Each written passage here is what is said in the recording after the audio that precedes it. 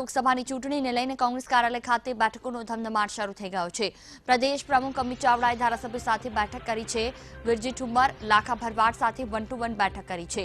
ભાજપમાંથી આવેલા કોંગ્રેસના બિમલ શાહ સાથે પણ બેઠક કરી છે, જેમાં કચ્છનું પ્રતિનિધિ મંડળ પણ જીપીસીસી પહોંચ્યું છે। કચ્છના સંભવિત ઉમેદવાર નરેશ મહેશ્વરી પણ હાજર રહ્યા હતા। આ સાથે ધારાસભ્ય સોમાભાઈ પટેલ પણ કોંગ્રેસ પ્રદેશ કાર્યાલય ખાતે પહોંચ્યા હતા।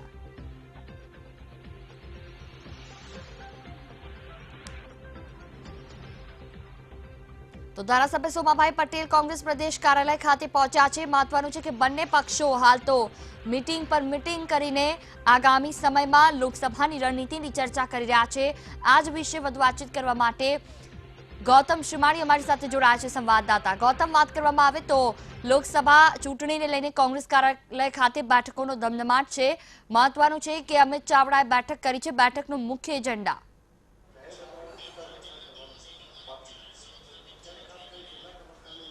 ચોક્કસથી વાત કરવામાં આવે તો જે રીતે લોકસભાની જે ચૂંટણી નજીક આવી રહી છે ત્યારે 4 ઉમેદવારો છે તે કોંગ્રેસ દ્વારા જાહેર કરી દેવામાં આવે છે અને અન્ય ઉમેદવારોની જે જાહેરાત છે તે બાકી છે। અત્યારે તે ધારાસભ્યો સાથે જે અમિત ચાવડા જે પ્રદેશ પ્રમુખ છે તેમની 1-to-1 બેઠક છે તે ચાલી રહી છે। વિરજી ઠુમ્મર સાથે પણ બેઠક કરી હતી, લાખાભાઈ ભરવાડ છે તેમની સાથે પણ બેઠક કરી હતી, સોમાભાઈ ગાંડા છે તેમની સાથે પણ બેઠક કરી છે અને કહી શકાય કે જે એક પછી એક જે મોવડી મંડળ છે તે પણ પ્રદેશ કાર્યાલય ખાતે પહોંચી રહ્યું છે અને 1-to-1 બેઠક છે તે પણ મળી રહી છે। ત્યારે જો કચ્છ જિલ્લાની વાત કરવામાં આવે તો કચ્છ જિલ્લામાં જે 4 જે બેઠકો છે તે ભાજપ પાસે છે, 3 બેઠકો છે તે કોંગ્રેસ પાસે છે।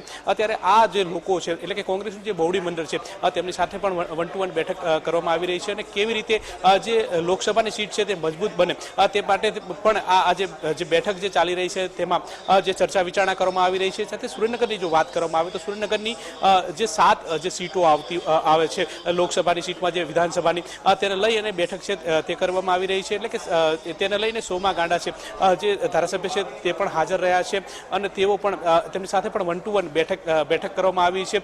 વઢવાણની જે સીટ છે તે ભાજપ પાસે છે, જ્યારે જે બીજી અન્ય જે 6 સીટો છે તે કોંગ્રેસ પાસે છે। એટલે કે લોકસભાની જે 7 સીટોથી જે વિધાનસભાની જે સીટ બને છે તેને લઈ અને જે ચર્ચા વિચારણા ચાલી રહી છે કે આવનારા દિવસોમાં જે લોકસભાની જે સીટ છે તે કેવી રીતે મજબૂત બને છે, કેવી રીતે પકડ મળી શકે છે, તે પ્રકારની જે 1-to-1 બેઠકો છે તે પણ ચાલી રહી છે। ત્યારે આપણી સાથે જયરાજસિંહ પરમાર જે છે તે પણ જોડાઈ ચૂકે છે। આજે એક પછી એક જે બેઠકનો દોર છે તે ચાલી રહ્યો છે, 1-to-1 બેઠક મળી રહી છે। કેવા પ્રકારની જે રણનીતિ છે તે હાથ ધરવામાં આવી છે અને રવિવાર હોવા છતાં પણ લોકસભાની જે તૈયારી છે તેનો ધમધમાટ જોવા મળી રહ્યો છે। મોટાભાગની વ્યૂહરચના ગોઠવાઈ ગઈ છે। આજે રવિવાર હોવા છતાં આ કાર્યાલય ધમધમે છે। કાર્યકરોનો ઉત્સાહ પણ આપ જોઈ શકો છો અને જોઈ પણ શકાય છે। છેલ્લે કઈ વ્યૂહરચનાથી કોંગ્રેસ જ્યાં સરપ્લસ છે, તમે જુઓ 2017ની જે છેલ્લી વિધાનસભાની ચૂંટણી ગઈ છે એમાં 9 થી 10 લોકસભા ક્ષેત્રમાં કોંગ્રેસ સરસાઈ ધરાવે છે।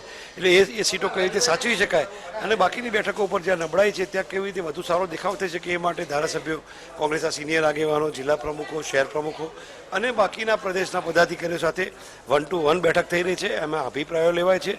હજુ સારું શું થઈ શકે એની વ્યૂહરચના ઘડાઈ રહી છે। બેટરમેન્ટ માટેના છેલ્લા તમામ પ્રયત્નો અને આખરી ઓપ અપાઈ રહ્યો છે। સુરેન્દ્રનગરની જે વાત કરવામાં આવે તો સુરેન્દ્રનગરમાં એક જ જે સીટ છે તે ભાજપ પાસે છે, લોકસભાની સીટ છે અને અન્ય જે 6 સીટો છે તે કોંગ્રેસ પાસે છે। એટલે સોમા ગાંડા પણ સાથે પણ 1-to-1 બેઠક કરવામાં આવી છે। ક્યાંક લાગી રહ્યું છે કે આ એક બેઠક છે તેને લઈને આવનારા દિવસોમાં જે લોકસભાની સીટ મજબૂત બને તે માટે પણ ચર્ચા કરવામાં આવી રહી છે। શું કહેશો?